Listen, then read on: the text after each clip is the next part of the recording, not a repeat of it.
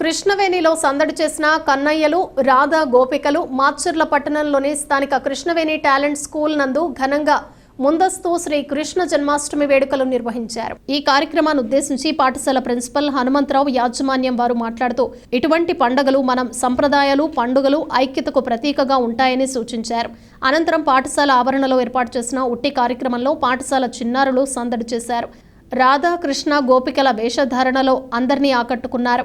ఈ కార్యక్రమంలో పాఠశాల ప్రిన్సిపల్, యాజమాన్యం వారు, స్కూల్ ఇన్ఛార్జీలు, పాఠశాల సిబ్బంది, విద్యార్థిని విద్యార్థులు మరియు వారి తల్లిదండ్రులు పాల్గొన్నారు.